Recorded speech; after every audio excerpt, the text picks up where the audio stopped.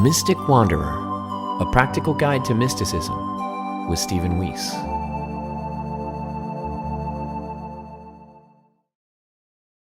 Welcome back to The Mystic Wanderer. What I want to talk to you about this time is one of my favorite concepts. It's from Taoism, and it's called Wu Wei. Interestingly enough, there's been a lot of trouble trying to translate this concept because the English words don't seem to grasp it, at least not with one specific definition. I think it sort of accomplishes it with several. Well, let me just tell you what they are. It sort of directly translates to non-doing, but that doesn't really encompass what it's talking about. The way I like to think of it personally is non-forcing, but there's also another way, effortless action, or you could say action in accordance with the Tao, or the flow of the universe, the great force, right? The binding divine that brings everything together. And you'll see, what I do is, since I see, we have mysticism already in Taoism and Buddhism and Hinduism, and also there are traditions of it in Christianity and Islam and Judaism, that I see the Tao as the divine, as the source, as God. And sometimes I'll say the universe, which is, I see as part of God, right? I see God is the universe, but is also outside the universe. Sort of a God is everything, but also God is nothing. And that's an interesting concept that some of the early Christian mystics experienced, where they looked into the nothing side of God and found something, which is great. I love the paradoxes that are in mysticism, because otherwise you can't grasp it, and you have to really let go of this sort of Western mindset where everything has to be logical. And I think it really imprisons us in a lot of ways, where when we insist that everything has to be logical and reasonable, when clearly there's things happening in the universe. I mean, we even have in physics the dual, wave particle existence of light that really doesn't make any sense. It just is. And we accept that. So why can't we accept that sometimes things can be both true and not true at the same time, or that nothing is something, right? And this is why, especially in Buddhism, they have the koans, right? The very paradoxical poems, which I don't know if you could talk to a Buddhist master, they'd tell you better than me, but I feel like they're there to sort of break your brain, right? To get you to just see, look, you can't solve this logically, but there is an answer if you use another part of your existence and your spirit and your being. You can find the answer, and the answer can never be explained with words, because it never is words that are the answer, or thoughts, that it comes from a part of you that doesn't speak words. And so Wu Wei is sort of that. There's this way of doing that's also not doing, right? Because it certainly doesn't mean sitting in one place and not moving. Though, of course, if you listen to Alan Watts, he would say that's doing something also, right? You're sitting, right? There isn't really a way to do nothing, right? You're always doing something. Even doing nothing is doing something, because we can describe it with words, and we're using the word doing, if you think about it, right? There's sort of no way around it. But we have inside us, there's sort of a non-physical way of being, right? Where we can separate ourselves from the doing. And I think that's what we want to see. And so we're sort of influencing our actions by the being part of our existence. And the effortless action means we're in line with the Tao, with the universe that we're in. And we're not interfering, we're not resisting. One of the best analogies is to flow like water. Water is very powerful. But if water comes up against a rock, it just moves and flows around the rock. And the power of that, it's like the water's not even really inconvenienced. It just keeps going around the rock. I think sometimes our mentality is, well, we're going this way and this rock's in our way, so we have to destroy it. That would be the opposite of Wu Wei, right? Breaking the rock would be the opposite of Wu Wei. So flowing around it. But one of the interesting things, and I must say that sort of the original concept of Wu Wei was meant to be applied to government, where, rulers were, in, the opinion of the author of the Tao Te Ching, were doing too much. And they needed to do less, which again is sort of paradoxical. Oh, I have to fix things. You have to do something to fix things. The idea of Wu Wei is that often, in many cases, things will fix themselves. And it's really hard to allow your sense of control to go away in that sense, because we feel like as humans, when we're doing things, we have more control. I'm more in control of the situation. I'm doing something about it, right? But you can also do something about it and sit still. You are allowing time and other forces to work without directly intervening. You are trusting the forces of the universe to do the doing for you.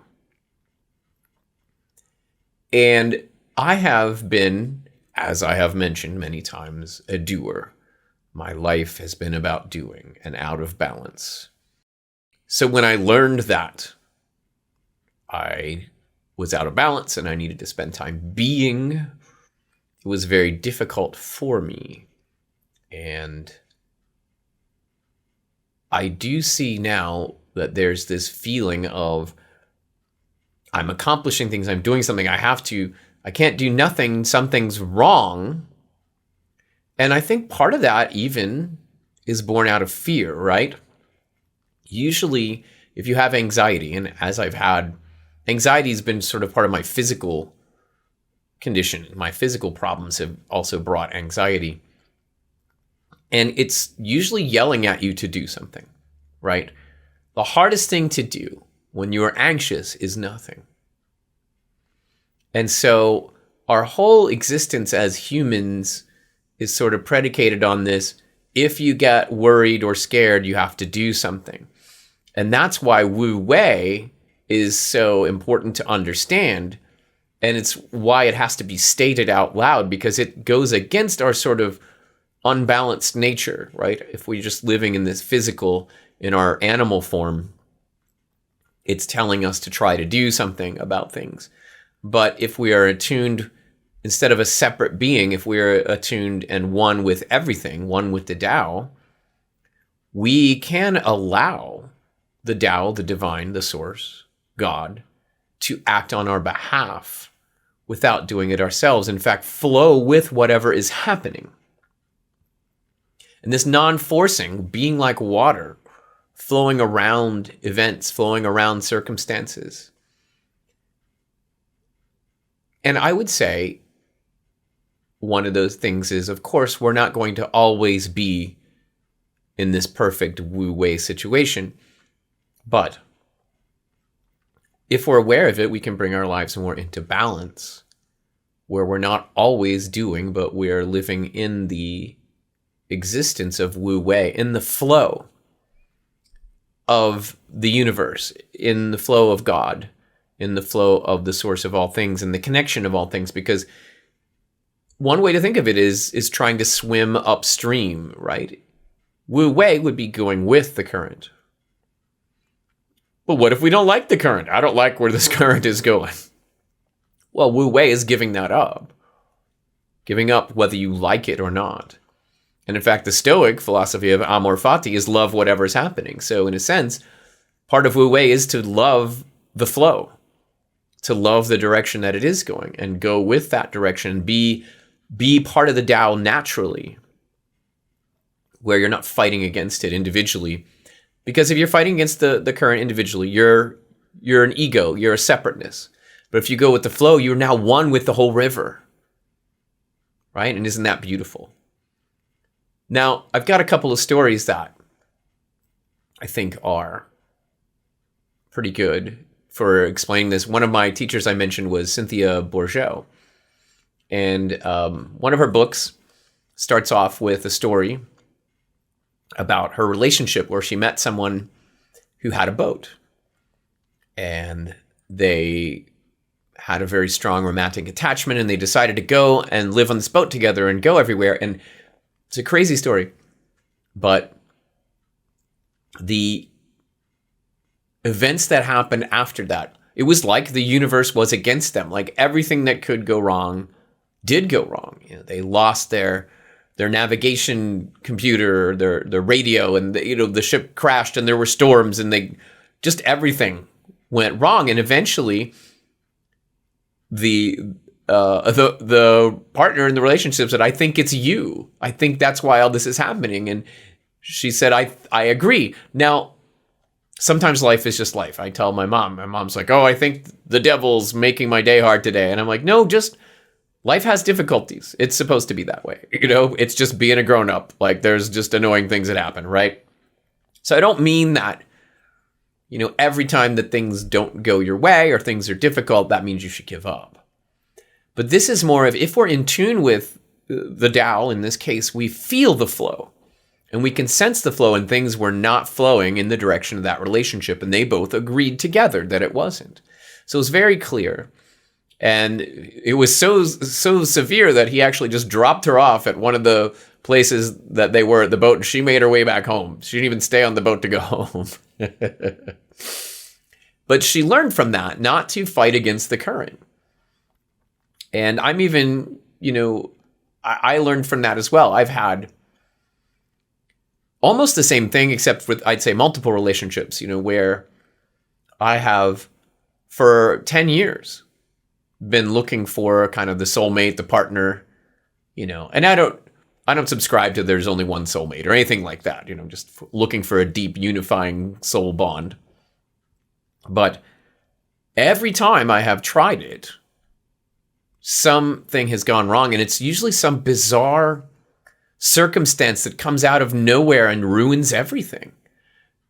It's very strange. And I tell people this, and they some of them even say something like, "Well, it sounds like you're cursed," or, several of my friends have said this.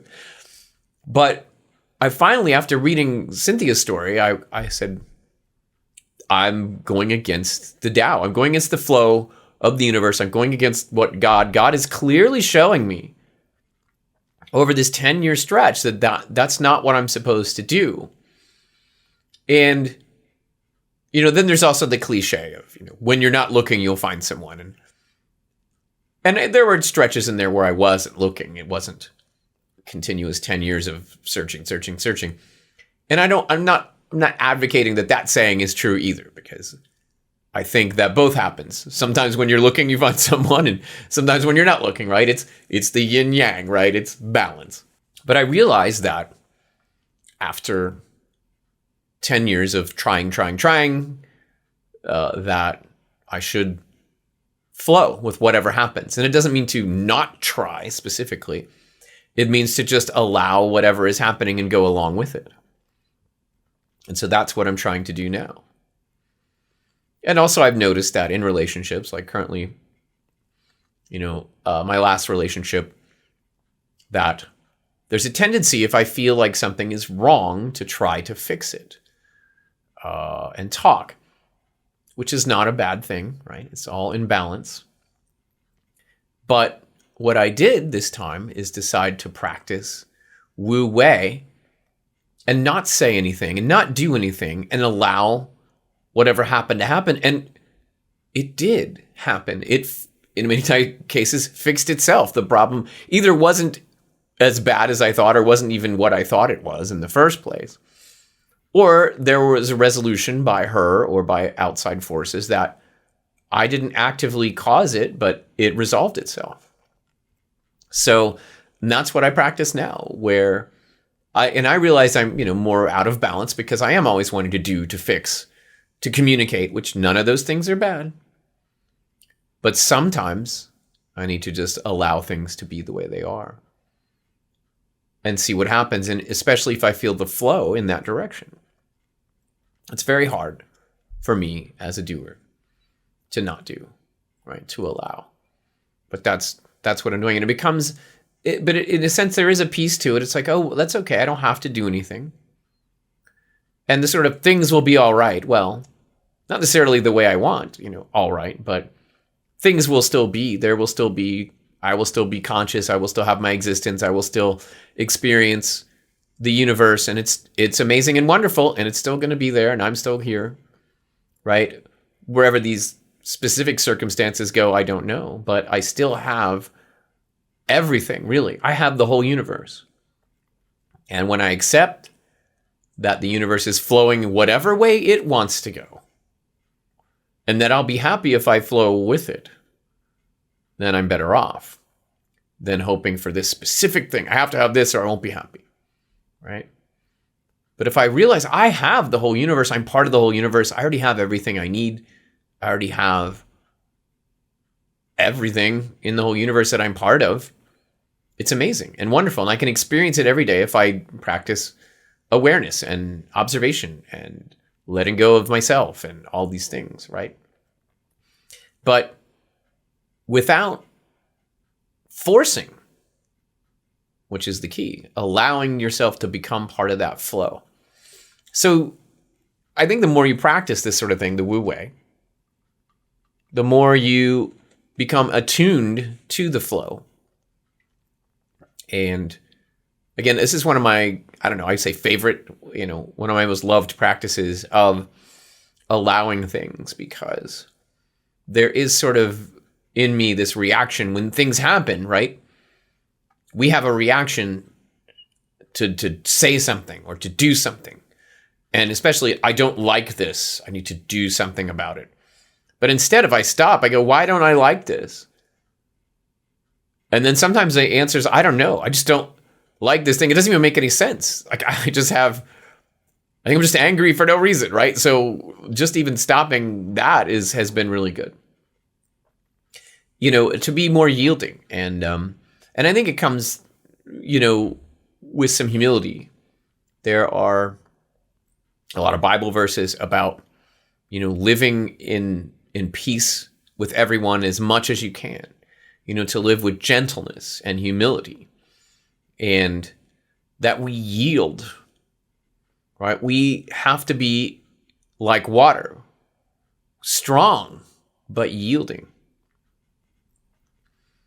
And, I want to mention, some actual quotes about Wu Wei from the Tao Te Ching. For instance, chapter 37, it says, the Tao never acts, yet nothing is left undone. Everything is and will be the way it's supposed to be.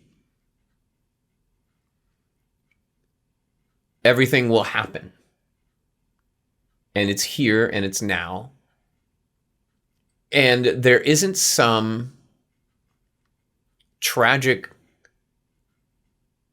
demand on your life that you have to do an exact thing, or bad things will happen, or you'll be not happy. The universe will be worse. The world will be a worse place.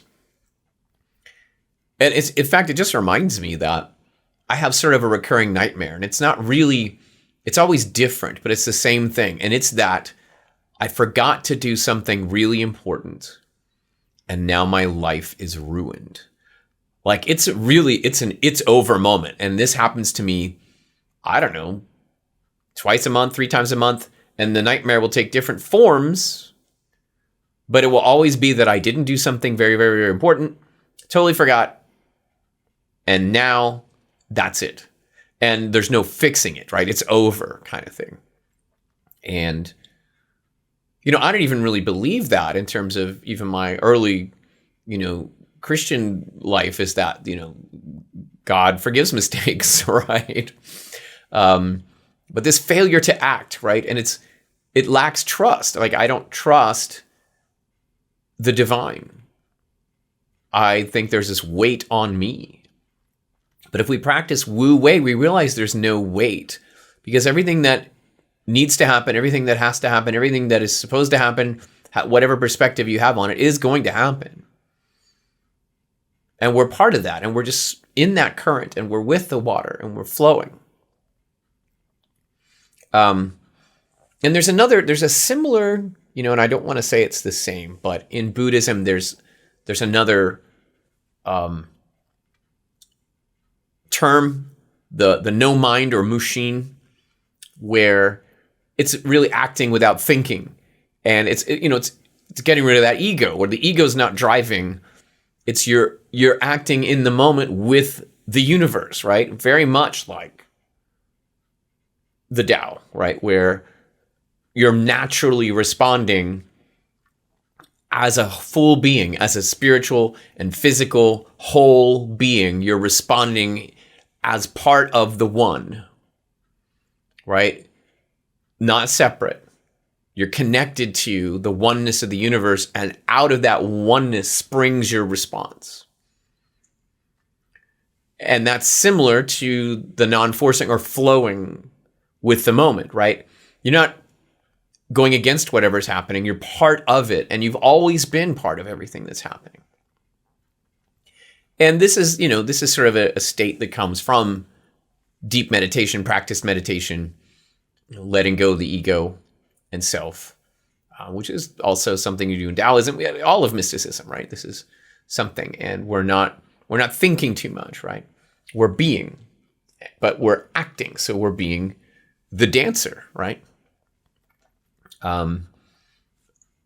A quote from Zen in the Art of Archery: when the archer forgets the target and himself, he hits the mark. Right? You're letting go of the separateness and becoming part of the flow of everything. So you, the bow, the target, everything is all just the universe. You're all just an action. You're all a doing. That is the great doing. There's only the one doing, and you are part of it. And you're flowing with it. And that is going with Wu Wei. And it, like I said, it's so helpful to me because who wants to resist the universe, right? Why would you resist, what everything is doing around you? But if you're not aware of that, right? And I think the awareness comes from the practices I talked about before, right? And a conscious striving to understand the true self without the ego, your observer and your dancer elements, where you live in the true self without the complexities. The Tao Te Ching says, chapter 7, because he has no self, he is realized. Right? So in both of these ways of thinking, the ego gets in the way, right? It obstructs the harmony. And again, the ego, not bad, right? It is sort of something that we need on a practical level to exist in this world. But if we want to be awakened, we need to live above the ego, right? So the ego isn't our real self. It's not the primary self. It's not even the most important self. It's something it's sort of like I said, like clothes. We kind of need it to function. And, we can love it. We can love our clothes. We can love our things, right? But it's not us. But what our big problem is, most people are taught to identify with this I, this ego, and we put on the clothes and believe the clothes are us, right? Just like if you thought your body was you, and that's all there is your body, and that's you, right? This ego, this idea of ourselves in our minds, right, is also an idea of ourselves in our minds. I just said it, right? So it's a concept that comes out of us, which in a sense makes it real because we have infused it with our divine consciousness in reality. But once we understand its proper place in existence, like with the other 10,000 things, then we're not going to make it so serious. We're not going to take it all so seriously. And that's the great thing is you are empowered and safe when you realize you're not your ego. Because when things happen to the ego, they're not really happening to you. And you get the separation and like Ram Dass will talk about it. Be like, well, this happened to Ram Dass, this persona, this idea, right? And sometimes I can see it too. I'm like, oh, look, Steve is uncomfortable.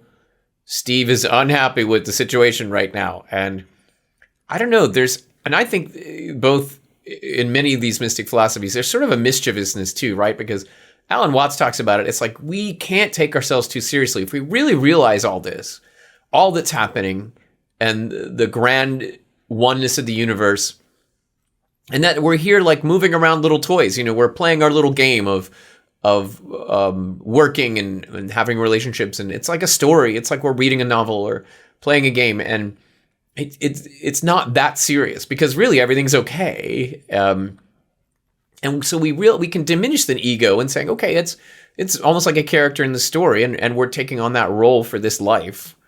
And of course, the ego changes, and we change, and when we change, it sort of is a dual thing. Our ego changes, right? But also our true self can wake up more. The true self is still pure consciousness. I don't know that it really changes, but it can be awakened more in our lives and exist more. And so we have more of it. But when we live without the ego, we've gotten rid of a label for ourselves, right? We have this name that we've been given, right? And the name isn't you. The body isn't you. The ego isn't you. But we can love these things and grow attached to them and kind of try to wrap our consciousness and existence around them and be that. But that's not who we are. So letting go of all that and all the labels and the thinking is returning to our original state of pure consciousness and being one. And each of us will, in this life, only achieve certain levels of that, right? I don't have a goal. Like you can hear it, and you talk to these different teachers, and they talk about this experience of enlightenment, where you have a grand awakening, usually through practices. Sometimes it happens to people just for no reason that we can figure out. But I don't see that as a goal. Right? I'm on a path, and it's my own path of mysticism, and maybe you have that path of yours that's similar. It's also a mystic path. And maybe somewhere before I die on that path is that enlightenment state, which I have not experienced, so I don't really even understand it. I've heard it described to me. But I do have sort of a partial awakening. When I started this practice, I could feel this ocean of vastness of the universe, of the divine, and, my toe was in it. And then it was up to my knee. And now I feel like it's like maybe up to my waist. But there's still half of me that's not in it, right? And how deep will I go? I don't know. And will it be scary once it gets up to my chin? Will I be able to put my head under and totally let go of that most important piece of myself, my awareness, my consciousness, and surrender? I don't know. I don't know what's going to happen. I want to be able to do that. But it's not my goal except to move on this path. And sometimes the path seems like it's going backwards, and that's okay too. Just walking the path that's set out for me. So we do get more awakened and more enlightened in general, right? To use that term. But to hit enlightenment, that's a different thing, right? And some people hit it and some people don't. But if you don't, that's okay. I hope for you that you become more free of your ego and labels and be able to live in Wu Wei, in sort of harmony with everything, because you don't want to go against God, right? I mean, because, you don't want to go against the universe. You don't want to go against existence. In the Bible, you have the example of Saul, where he's persecuting the early Christians, and Jesus appears to him and says, it's hard for you to kick against the pricks. Like, you're going against God, right? It's hard to do that, right? And your life will be harder, I believe. From this perspective, anyway, right? From Wu Wei's perspective, life will be harder if you fight against the universe, if you struggle. And so, for instance, we go back to my difficulty with relationships, right? Where for whatever reason, it seems like the universe has intervened to stop them from happening for me, from finding that person, that I've had to sit and accept that possibly, maybe, that's just the way it is. And there isn't that person. There isn't that deep soul connection that I've longed for out there. And if that's so, then to flow with that and live with that. And it's very hard because I think for me, it's probably my greatest desire has always been that romantic, loving relationship that sort of symbolizes the oneness we have with the universe, where we lose each other in each other, right? We become sort of this one being. And I've always longed for that. But I've realized that if I can give that up, if I can give up the thing that I want most, then I will be able to give up anything.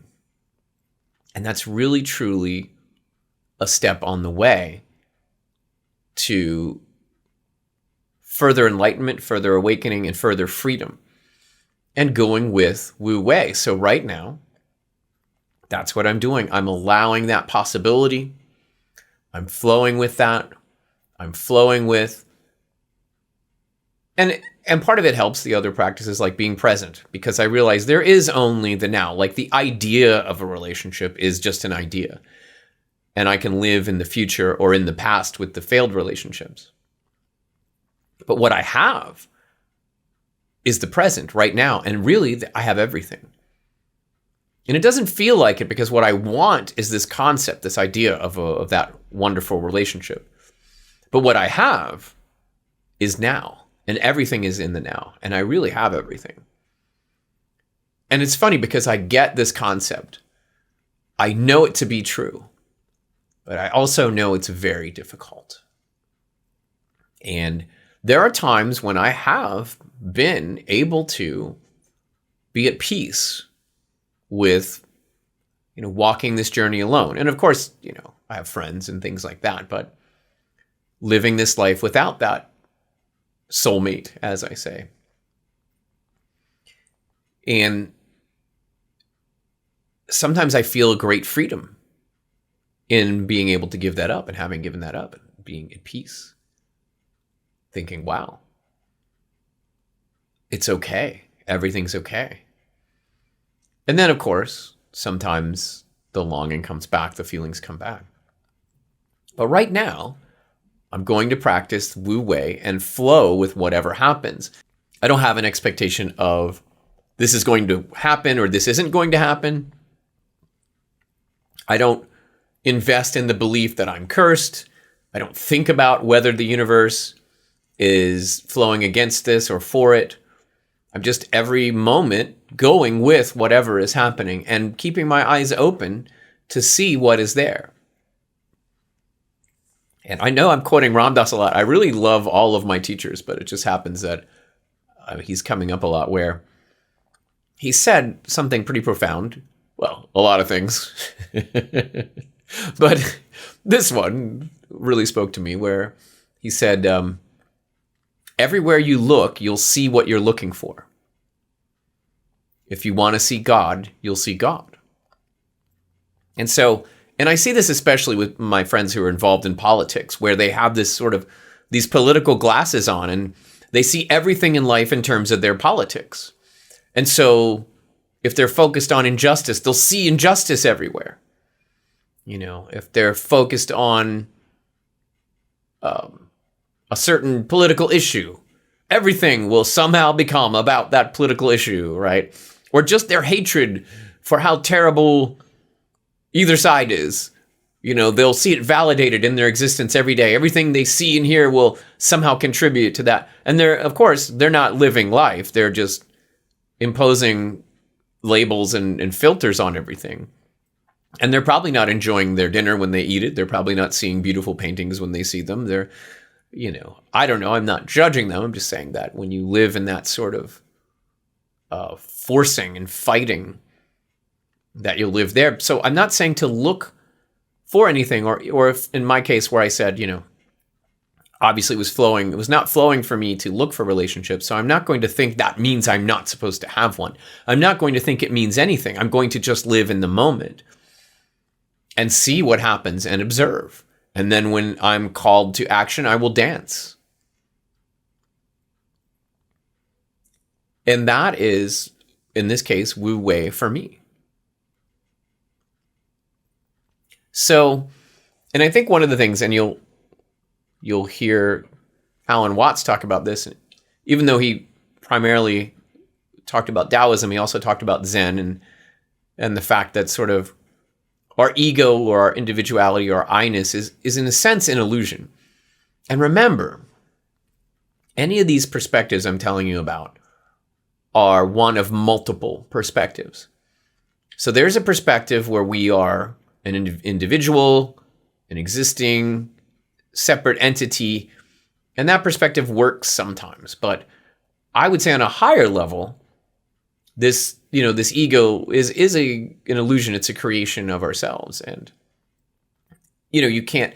What was the master that he quoted saying? He said, "Well, I'm suffering right now. Can you help me not suffer?" And the master says, "All right, I will." And he says, "Well, show me this I that's suffering, and then I'll make it stop." Right? Where is this I that's suffering? Right? And it's sort of like with our awareness, we look for things, and I've seen it too, where I remember one time, very interesting thing, I was having a nightmare, and I sort of woke up and I felt like there was a scary thing from my past that was causing me to have this nightmare. And so, as I mentioned, is one of my practices in terms of feeling your emotions, instead of running from it or hiding, I said, let's turn inward, and I'm going to look, and I'm going to see what the scary thing is. So I'd had this nightmare, and I felt like it was some deep unresolved fear or traumatic experience that I'd had that was kind of leading to that, and it felt very scary, really scary. Like there was something there I didn't want to see, I didn't want to go. And so, but my practice says, when you have strong emotions, turn into them, right? Something I learned from Shinzen Young. So I turn into the fear, and I look, and I use my observer eye, and I look, what is it? What is causing this? And there was nothing there. It was an illusion. And then, when I saw there was nothing there, I rolled over and went back to sleep. So a lot of things that we think of in our mind, and I'm not saying that we don't have trauma or, there aren't unresolved things in our mind, but sometimes we've invented them, and sometimes we are suffering because our ego in itself is an illusion. And you can't put it in a bottle, you can't hold it up and say, here it is, here's my ego, right? So we diminish our ego, right? It's not bad or wrong, by, loosening our connection to it, letting go of our attachment to it. And, it reminds me, there was one time, it was a silly thing I was doing, but I lived in Los Angeles for a while, and I was pursuing acting because, I was a computer teacher for a decade, and I thought, I don't want to do this my whole life. I need to do something else. So I went to LA to be an actor, and I decided to go to a party and try one of my accents and pretend I was from another country, right? And see if my accent was good enough to fool people as an actor, right? That was great. The weird thing happened is I did a pretty thick accent, and people were making fun of my accent and actually being mean to me. Right? It was pretty cruel, like some of the things people said. But you know what? It didn't bother me because they weren't making fun of me. They were making fun of this character I was playing, right? And I'm not saying it was a good thing that I did. I don't know. There might be some reasons why it's offensive to have pretended I was from somewhere else, but it was purely as a practice of being in character and seeing if I could fool someone with my accent. But because that wasn't me, it was a construct of somebody else. When people were mean to that construct, it did not bother me at all. And I think that's similar to our ego, right? If we realize that's not me, it's an idea of me. And it's an idea of me that, this ego has to have this, and it has to look this way, and people have to think of them in a certain way. And if you have that, then you'll be happy, right? But if you realize, it's okay, it's just a character in a story, right? One way I think of the ego, I have written this character, playing this role, but it's not really the actual me. The real me is the observer and the dancer. And so I am, I guess, more powerful when I don't have that strong attachment to the ego and I realize it's not really a real thing. But what is real then, right? We have to kind of balance that. That's sort of a negative perspective of saying, well, this isn't really a thing, so what is? And so our practices of developing awareness, being present in the moment, experiencing meditation, experiencing sunsets and paintings and dishes, objects, right? Experiencing the reality of trees and the isness of things strengthens our true self, and that is building on the other end a real reality of something. And again, they're all just perspectives, right? Sometimes we're in the ego more, and sometimes we're in the true self more. But when we have the ability to kind of go between the different perspectives, I think we're practicing mysticism when we're doing the both and. Like, this perspective is true and this perspective is true, right? Which is something, like I said, Westerners have trouble with because we've been taught on the sort of Greek logic, thing. And of course, Westerners, especially in America, are sort of taught now the two-party system, and, one is good and one is evil, and one is right and one is wrong. And you can't say that one of them's partly right and the other one's partly right too. You can't say that. It's absolute, right? You can't have both. But that's precisely what this is. This is a both and way of looking at reality. It's as I mentioned before, the yin yang type of thing, where all these perspectives have value in different places. And certainly, I'm not talking about ridiculous perspectives or one's completely full of hate. I'm just talking about perspectives on the universe that come from Taoism and Zen and psychology and all these different things of ways of seeing the world. But there is sort of a higher, a truer way, which is the mystic destination of oneness, where everything is one. And it involves sort of a surrender of that ego, right? And it involves, I would say, Wu Wei. Practicing Wu Wei is a great way to go down that path. Because when we flow with the universe, we are surrendering our ego and our desires, right? We are living in the moment with whatever is happening without layering our expectations on top of it. So some more quotes from the Tao Te Ching about Wu Wei. Therefore, the sage acts without action, which is literally the Wu Wei translation, teaches without words. The 10,000 things arise, but he does not initiate them. He acts, but does not possess. He accomplishes, but does not dwell on it. Because he does not dwell on it, it never leaves him. And dwelling on it would be thinking about the past, right? So not dwelling would be living in the moment. But think about this. How do you act without action? How do you teach without words? When you realize you're one with everything, then your body doesn't have to be doing the teaching. Your mouth doesn't have to be doing the talking. The Tao, the universe, the divine, the source is always teaching and speaking and acting if you allow it to, instead of imposing your own actions upon it. Sometimes you do dance, right? You act as part of the flow. And notice this passage quotes the 10,000 things, right? As I mentioned, the 10,000 things arise, but he does not initiate them. Remember, the 10,000 things really something that comes because we exist and start labeling things and separating them, because everything is really one. But sometimes we live in the world where we have a tomato, right? That's okay. There's a tomato. That's one of the 10,000 things. But even things like thoughts, those are one of the 10,000 things, right there. Something that is separate and fleeting and then goes back into the source, right?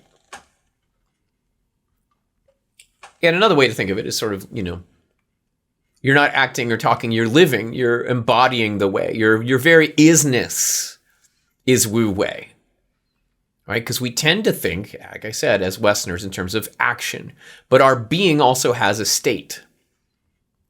And something I do want to talk about at some point is I think everyone has more than one purpose, right? Because, and if you read great book, Viktor Frankl's Man's Search for Meaning, right?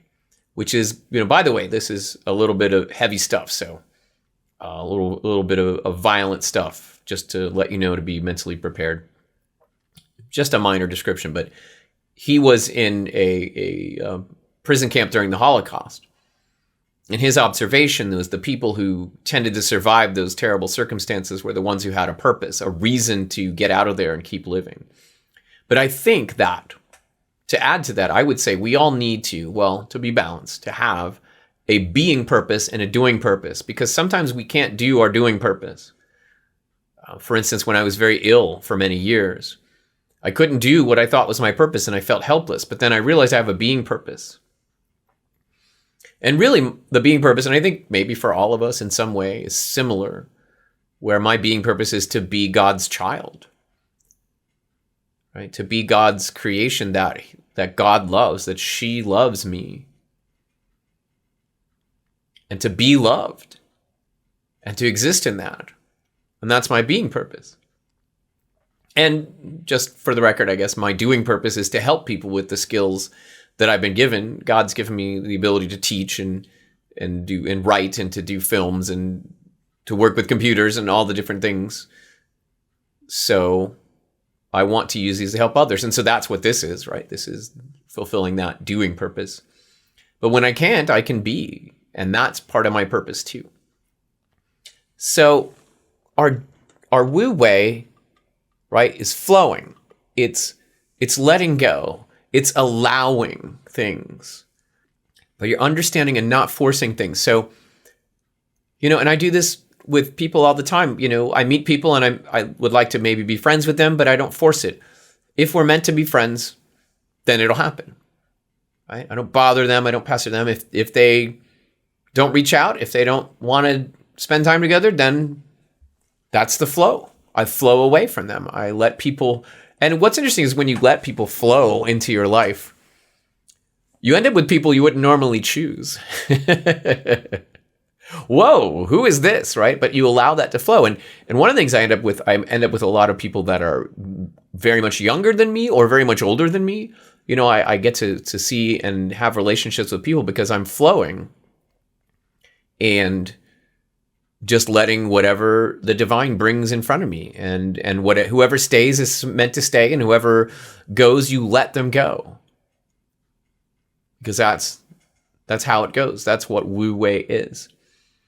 So open your eyes to the flow, and the more you do it, the more you become aware of it, and don't resist. Allow yourself to accept, and I believe going along with the Stoics, the amor fati will help, where you decide to love whatever happens. So that means you can flow with that. You can love the direction of the river and see its beauty and its perfection. And when we let go of the ego and see the big picture, I think we can see that the flow itself is remarkably and amazingly beautiful. And to be part of it feels very much like home.